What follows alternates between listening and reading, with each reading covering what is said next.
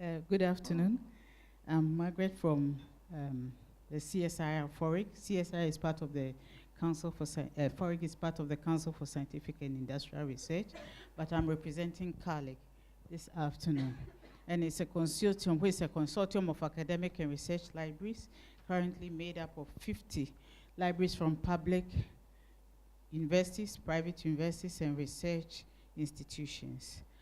The consortium brings us together to share information and e-resources, and we are also able to share costs to make it easier for everyone to subscribe to some of these resources. And then we do come together to offer training to each other, exchange knowledge at conferences and meetings, and then we do give peer support to each other in the areas of technical knowledge, searching techniques among colleagues. And I remember Anne saying we are one of the strong consortium.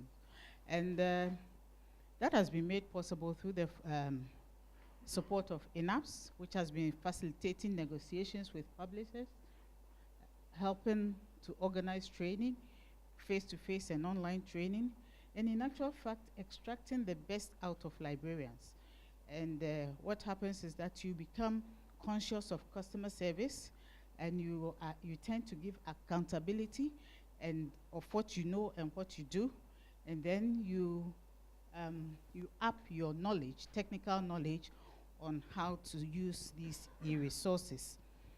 And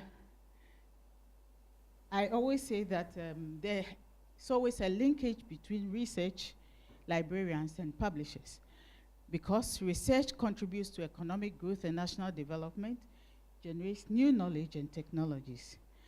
And the foundation of high-quality research is access to information. No matter how good your research is, it must be anchored on sound theoretical concepts and on up-to-date information. And this we have to do, and this is what the gap that CARLIGH is trying to close up. So whatever you do, wherever you go, whatever research you do in Ghana must be equally up to the standard of research anywhere else in the world. You can't say that Ghana research should be inferior to any other research. So I'll give you an example of one research that we conducted that tapped onto knowledge, and that we hope will bring out more knowledge on what we've been doing. And this was harnessing indigenous forest foods for development. And this research was supported by Elsevier Foundation. And what we did was that there's a lot of knowledge on forestry, on forest foods in Ghana. And one of the things that we need to know about is that the tropical hardwoods that are in our forests takes to mature to timber level to be used in housing takes not less than 100 to 150 years to mature, which means that any tree that comes into Europe was not grown in our lifetime. That also means that whatever tree that we cut must be replaced. In addition to that, resources within the forest must be used sustainably. What the business people are happy about is just to cut the timber and leave out all the other resources that we find in the forest. I call them treasures of the forest. And I talk about what we call the miracle berry. This is a fruit that is almost tasteless. But when you take it, 30 minutes after taking it, whatever you take becomes sweet. Vinegar tastes like sherry. Or lemon, raw lemon, tastes like lemonade. So this one berry is selling for $5 in the US. But what the literature, and this is where the contribution of literature comes in, what the literature told us was that in the US, for example, is being used for cancer patients who have undergone chemotherapy. And they had this kind of copper taste in their mouth. So when they are given this berry, it improves their appetite, and they are able to eat more. It's also good for diabetic patients because they are not allowed to take sugar, but taking this berry 30 minutes after, and it lasts for 2 hours. They can actually eat lots of foods they wouldn't otherwise be able to do. And this miracle berry is endemic in only 3 countries in the world: Ghana, Thailand, and Costa Rica.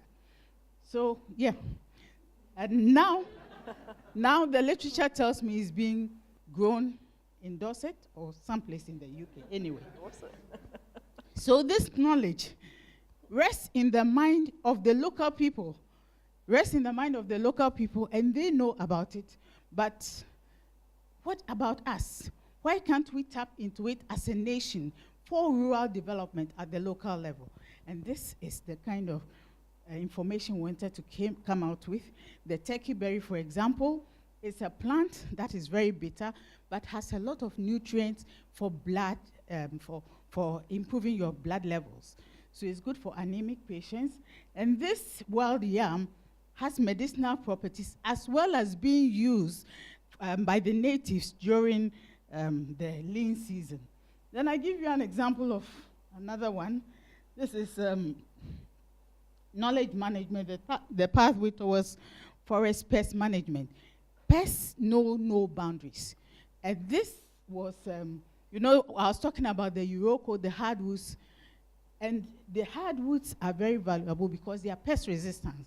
So you use them in buildings and you don't get insect attack. But the unfortunate part is that they cannot be grown in plantations. Immediately you set them up, they are attacked by these insects at the nursery level. Therefore, it's so difficult. So there was this international research across countries in Africa to try and find out if they could use other techniques of making the saplings resistant to insect attack. And this is what the literature used. So we went, in fact, in the indigenous fruits sector, we went into the literature to find out whether what the people were telling us was actually true, because you can't just go and put that information online for anybody. So we needed to validate that, and that is where information comes in. And when we finish, it has to be published. That's where publishers come in. So I hope that together we can cooperate. And cooperation thrives on trust, openness, fairness, accessibility to the information. So if you tell us that we are providing you with this database, it must be that database that we get. And credibility of information. So we're talking about predatory journals. Are they credible? And who decides what is predatory, by the way?